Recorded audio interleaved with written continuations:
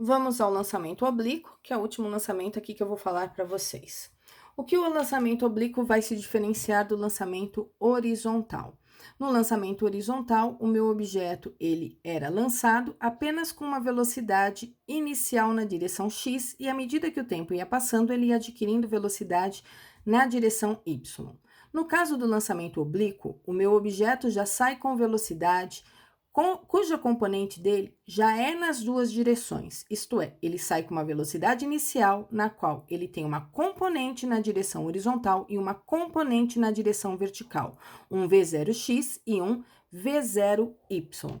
Então, eu sempre vou ter um ângulo com o eixo horizontal. Se eu souber esse ângulo e se eu souber o valor da velocidade inicial, eu começo a resolver qualquer problema de lançamento oblíquo por decomposição de vetores, isto é, pensando que esse meu vetor velocidade tem duas componentes, V0x e V0y.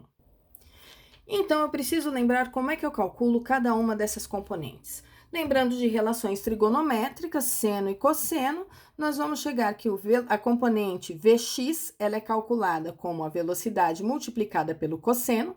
Se eu olhar no meu triângulo que eu tenho aqui do lado esquerdo, o cosseno desse ângulo seria o cateto adjacente sobre a hipotenusa. Como a hipotenusa estaria dividindo, eu levei ela para o outro lado multiplicando, por isso que o V veio parar aqui. Se eu pensar na componente da vertical, o VY, eu vou pensar no seno, que seria esse lado aqui do meu triângulo, sobre a hipotenusa. E aí, a relação que eu tenho para achar a componente VY, ela é VY igual a V vezes o seno do ângulo. No caso do lançamento oblíquo no vácuo, eu tenho essas componentes das velocidades e eu não posso esquecer que essa componente Vx ela é constante, isto é, o meu objeto, embora ele esteja descrevendo uma parábola inteira, a componente da velocidade dele na direção x não muda. Por quê? Porque eu não tenho aceleração na direção horizontal. Portanto, no eixo x, eu só posso usar a função s igual a s0 mais v vezes t. Tem um errinho aqui, aqui é s0x, tá? No caso do movimento na vertical, o que acontece? Ele começa com uma velocidade inicial na direção y, então ele tem uma componente inicial na direção y, que à medida que ele vai descrevendo a trajetória na subida, essa componente está diminuindo. No eixo y, no ponto mais alto, no eixo y, no ponto mais alto, a velocidade dele em y é zero, porém ele continua com a componente na velocidade em x, e aí ele inverte o sentido do movimento, isso é, ele deixou de subir e vai começar a descer. Na descida, a componente em y está aumentando de valor, a componente x não muda. Então, na direção y, além da componente calculada, eu preciso lembrar das duas funções horárias e preciso lembrar da expressão de Torricelli. O tempo que ele demoraria aqui para subir e descer, nesse caso é o mesmo, porque ele saiu do solo aqui, né, no eixo X e retornou ao solo. Cuidado, às vezes ele não sai do solo para retornar ao solo, às vezes ele sai do alto de algum lugar e descreve aí uma parábola caindo num buraco, qualquer coisa assim. Então, se eu quiser saber o tempo de permanência no ar, eu posso considerar aqui a posição final 0 no y, posição inicial 0 no y, se ele estiver saindo e voltando para a mesma altura, ok? Caso contrário, eu não posso fazer isso. E nunca esqueçam que a velocidade no ponto mais alto é zero apenas no y. Em x, ela permanece constante, tá? Eu sempre vou ter dois vetores, x e y, e a resultante, que é a minha velocidade aqui, ó, ela tá sempre tangencial à trajetória. E se eu quiser saber quanto vale essa velocidade em qualquer um dos pontos da minha trajetória que está aqui em vermelho, eu preciso lembrar que essa velocidade ela é resultado de uma soma vetorial da componente x com a componente y. E aí essa soma vetorial vai precisar ser feita relembrando aí os conceitos de vetores. Antes de fazer qualquer questão comentada sobre o assunto de lançamentos, eu vou ir até o simulador que eu comentei com vocês na aula de lançamento vertical para mostrar para vocês, caso vocês ainda não conheçam esse simulador. Então, eu tô aqui com um simuladorzinho do PET, que o endereço vocês têm lá no e-book de vocês. E nesse simulador, eu posso variar aqui o ângulo de lançamento do meu projétil, eu posso variar a altura desse lançamento, eu posso modificar, ele chama aqui de rapidez inicial, que na verdade é velocidade inicial. Eu posso mudar aqui o objeto que eu estou lançando aqui uma bala de canhão, mas eu posso mudar esse objeto. E eu posso ter os componentes das velocidades, da aceleração, das forças envolvidas em cada uma das situações. Aqui no meu simulador, eu estou com um objeto de massa 5 kg, aqui ó, do lado direito, tá? Eu tenho um diâmetro para ele de 0,5 metros da bala aqui do canhão. A princípio, eu ainda não selecionei nada, eu estou aqui com resistência do ar, mas eu posso tirar o valor dessa resistência do ar, tá? Eu posso tirar ele apenas clicando aqui. Aqui eu tenho dois instrumentos, um de medição de tempo, de distância horizontal e altura, e aqui é uma trena que eu posso esticar aí, caso eu queira fazer a medida manualmente, sem ser digital, como ele oferece ali na situação. Eu mudei aqui a minha tela para esse íconezinho aqui do PET, porque a gente tem 3 opções aqui no PET. Eu peguei essa opção Lab agora. Mudei o valor da aceleração da gravidade para 10,02, tá? Eu vou usar a bala mesmo de canhão, ok? Mudei a massa dela, mas eu poderia personalizar isso, colocar uma bola de golfe, beisebol, uma abóbora, um humano, um piano, mas vou manter aqui a bola, tá? Mantive aqui um diâmetro sem resistência do ar, e aqui eu consigo fazer um lançamento normal e um lançamento lento, tá? Vou fazer um lançamento na vertical lento, só para vocês verem aí o que acontece nessa situação. Então, deixe-me iniciar aqui o lançamento. Vou até o ícone aqui do projétilzinho, e ele mostra o meu objeto subindo, atingindo o ponto mais alto, tá em câmera lenta, e descendo. Cada um desses pontinhos que eu tenho aqui são as posições da bolinha, quando ela subiu e quando ela desceu. Se eu arrastar esse instrumento aqui, colocando ele em cima da bolinha, eu sei o instante que ele passou, ó, a distância na horizontal é 0, porque eu fiz um lançamento vertical, eu sei a altura em cada um desses instantes, e aí eu consigo verificar o tempo de subida e o tempo de descida. Se eu não quiser usar essa ferramenta, eu posso usar aqui a trena, posicionar ela, esticando ela aqui na vertical e fazendo as medidas, como eu disse para vocês, de uma forma manual. Eu vou resetar a situação, eu vou colocar aqui o meu canhão numa determinada altura, 8 metros. Minha intenção não é atingir o alvo, tá, pessoal? Eu nunca consigo fazer isso. Ângulo 0 com a horizontal, e eu vou produzir aqui um lançamento do tipo horizontal. Se eu arrastar o alvo, eu consigo saber aí qual foi o alcance desse meu objeto, né? Se ele atingiu o alvo ou não. Aqui eu tenho, de novo, como medir o tempo, a distância percorrida pelo meu objeto, tá ok? Se eu quiser, eu posso voltar na opção aqui que eu tinha anterior, que era do arrasto, né? E desenhar os vetores velocidade, vetor aceleração, ok? Ou ainda eu posso inclinar esse canhão. Vamos apagar o que aconteceu aqui, inclinar esse canhão e produzir aqui um lançamento do tipo oblíquo, tá? E aí, o lançamento oblíquo é aquele que eu tenho uma componente na vertical e uma componente também na horizontal. Se eu for aqui para o modo de arrasto, né? Deixa eu subir aqui o canhão um pouquinho, eu tô só demonstrando para vocês, depois vocês usam ele em casa para poder fazer análise de algumas situações. Tá? Aqui eu posso pedir os componentes das velocidades, eu vou pedir uma câmera lenta aqui na situação, vou diminuir a velocidade dele, não tenho arrasto aqui, pelo menos que eu me lembre, eu tirei, né?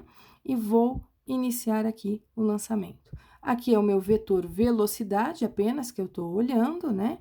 Ou, se eu quiser, eu posso voltar a situação e colocar, aí voltei tudo, e colocar as componentes da velocidade. Então, deixa eu subir ele aqui um pouquinho, vou pôr aqui um ângulo qualquer na situação, tá? Agora, eu quero que ele me mostre as componentes da velocidade nesse lançamento, ok?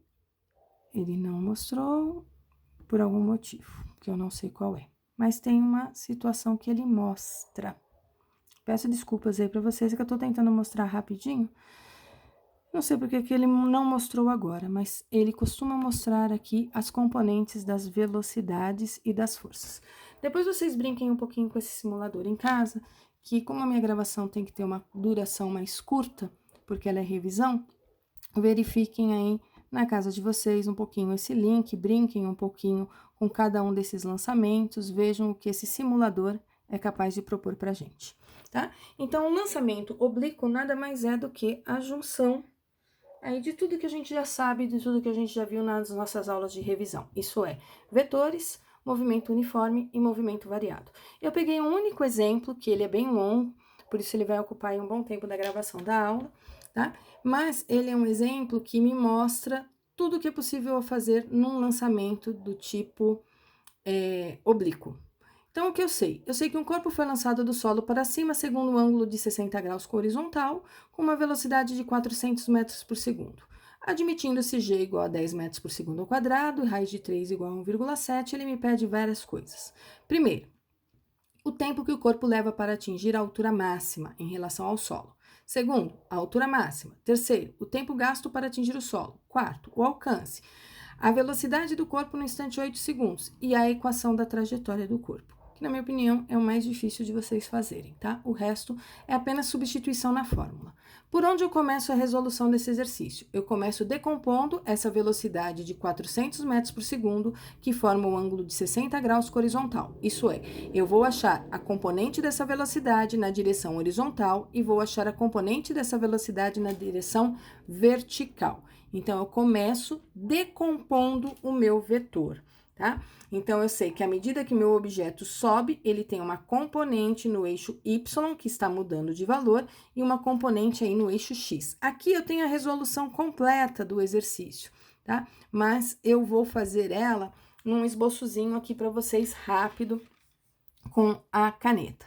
Então, a primeira coisa que eu vou fazer é pegar essa velocidade inicial dele, que é o meu V0, que aparece no enunciado, de 400 metros por segundo, e eu vou achar a componente V0x, que é o V0 vezes o cosseno do ângulo de 60 graus.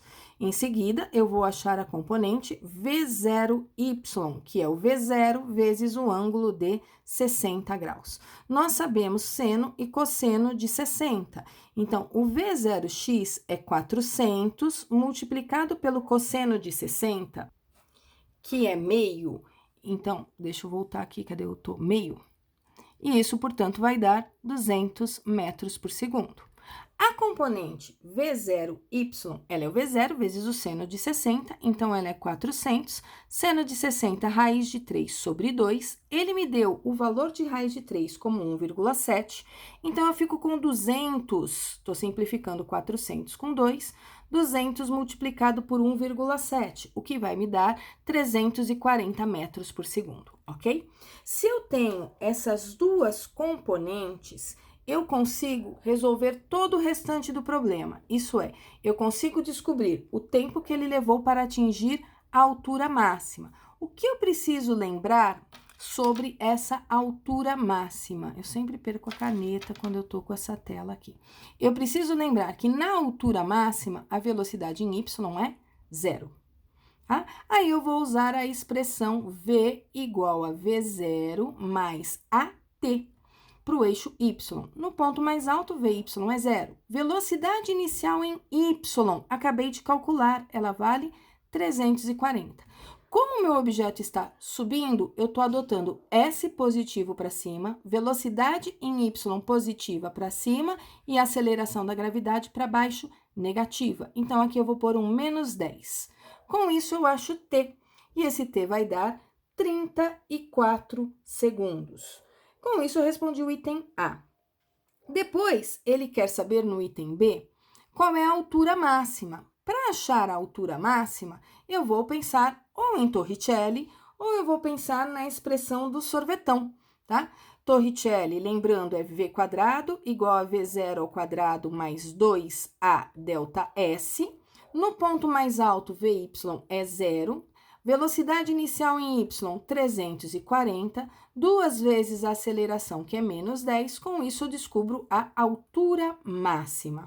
Ou eu posso usar sorvetão, ΔS igual a V0YT mais AT quadrado sobre 2. Eu não tenho a altura máxima, mas o V0Y é 340. Eu sei que o tempo que ele demorou para subir foi 34. A aceleração da gravidade menos 10, vezes 34 ao quadrado, tudo sobre 2. Tanto faz Torricelli ou sorvetão, eu vou descobrir que essa altura máxima vai dar 5.780 metros, ok? Agora, eu vou para o item C. O tempo gasto para atingir o solo. Eu vou usar essa mesma tela o tempo todo, tá? Só que agora eu vou escrever aqui em cima, eu vou aproveitar os espacinhos que eu tenho aqui na tela. Para eu descobrir o tempo gasto para atingir o solo, Gláucia, eu vou fazer o seguinte, eu poderia pensar 34 segundos na subida, 34 segundos na descida, 68 segundos. Mas, como eu estou resolvendo aqui com vocês, eu vou resolver de uma outra maneira, que é S igual a S0 mais V0T mais AT quadrado sobre 2, ok? Saiu do solo, S0 é 0. Chegou no solo, o S final é 0. Velocidade inicial, essa expressão eu só posso usar em Y. Portanto, esse V0 aqui é o do Y, que é o 340. Tempo que ele demorou para sair do solo e voltar para o solo é o que eu quero saber. Aceleração, menos 10, vezes t ao quadrado sobre 2. Vou ficar com 340t positivo, levei para o outro lado, ficou negativo, simplifiquei o 10 com o 2. Com isso, eu acho aqui que esse tempo vai dar os 68 segundos. E já era para eu imaginar 68. Se ele demorou 34 para subir e 34 para descer, vai dar 68. Lembrando, o meu objeto está descrevendo uma parábola, tá? Esse ângulo aqui é 60 e essa velocidade aqui é os 400, ok? Depois, o problema quer saber o alcance. O que é mesmo alcance? O alcance é essa distância aqui, ó, no eixo X. É isso aqui que ele quer saber. Se ele quer saber essa distância no eixo X, eu tenho que lembrar que para o eixo X, eu só tenho uma expressão. Que expressão que eu tenho para o eixo X? S igual a S0 mais V vezes T. Distância no eixo X, vou passar isso aqui para cá, chamando de ΔS, é a velocidade no eixo X, que é constante, vezes o tempo. Velocidade em X, 200. O tempo é o tempo total para ele descrever tudo isso aqui, que é os meus 68 segundos. Então, é 200 vezes 68.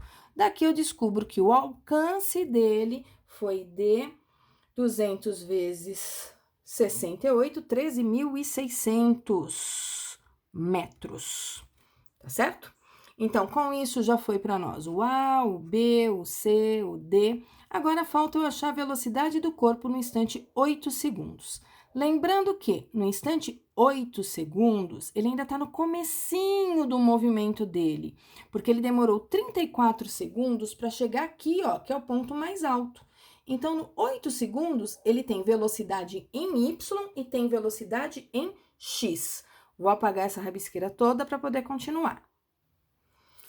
Rabisqueira toda apagada, vamos continuar aqui onde nós paramos. Eu sei que no eixo X, a velocidade dele é constante e ela vale 200 metros por segundo. Mas eu sei que no eixo Y não. Então, eu vou usar V igual a V0 mais AT. Velocidade no instante t igual a 8 é a velocidade inicial em Y, que a gente sabe que era 340, menos a aceleração da gravidade, que é 10, vezes o t, que é 8.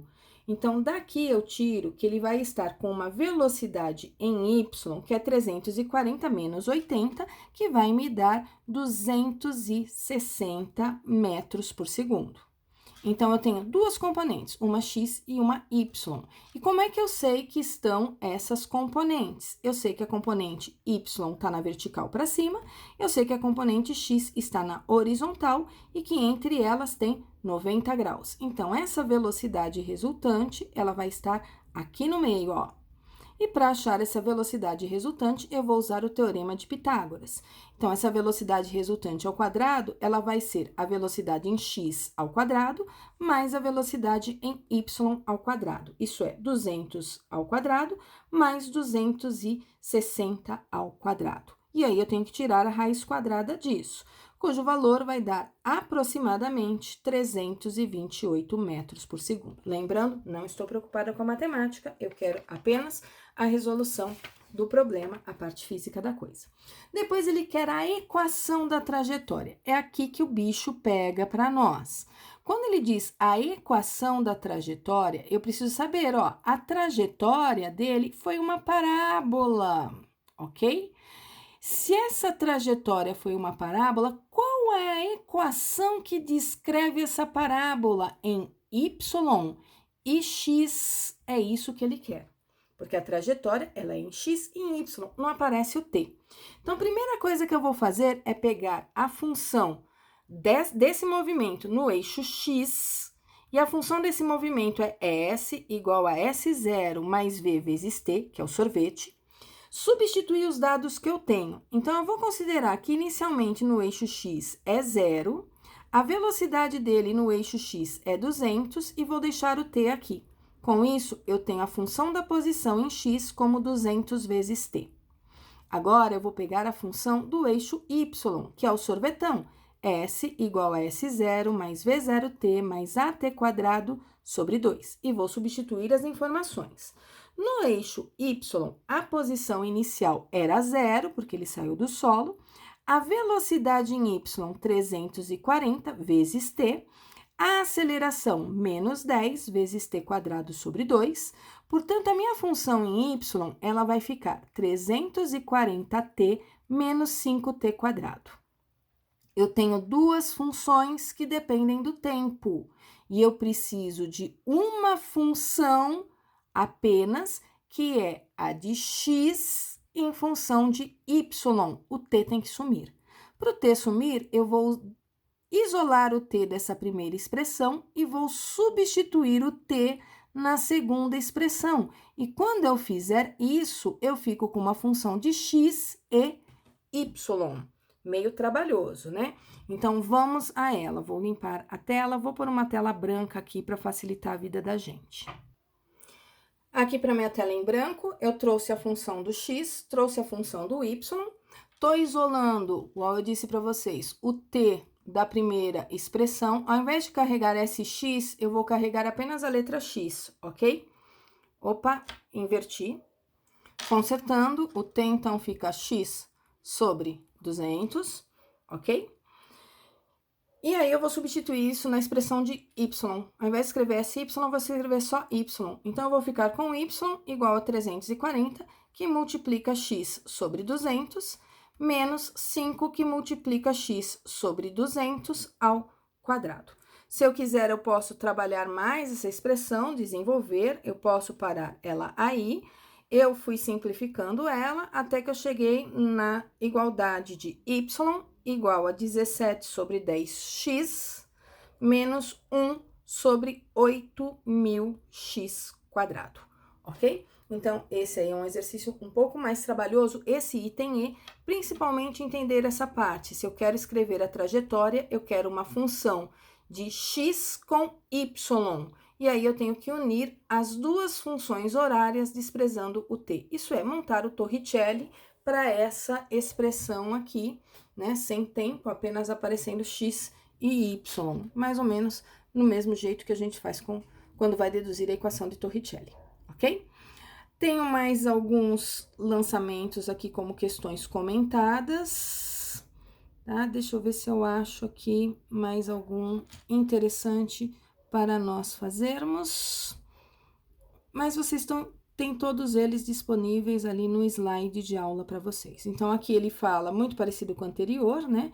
Ele quer saber, ele me dá a velocidade inicial, ele me dá ângulo, ele quer saber a velocidade no vértice da parábola, tempo de subida, altura máxima e alcance, então nem vou fazê-lo como questão comentada, tá?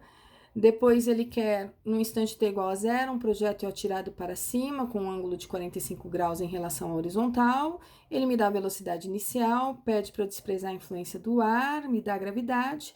E ele quer saber o instante em que o projétil se encontra a 140 metros, isso é a altura em y, ele me dá, né? Acima do plano do lançamento. E ele quer saber a velocidade do projétil no instante t igual a 2 segundos. E aí eu tenho todo o slidezinho pronto para vocês. Com isso, eu encerro a nossa revisão de lançamentos. Lembrando que nós temos um horário de plantão de dúvidas para estarmos falando também sobre esse assunto. Pessoal, foram 3 gravações sobre lançamentos para vocês nesta semana. Uma boa semana para vocês e qualquer coisa eu estou à disposição de vocês. Um abraço grande a todos.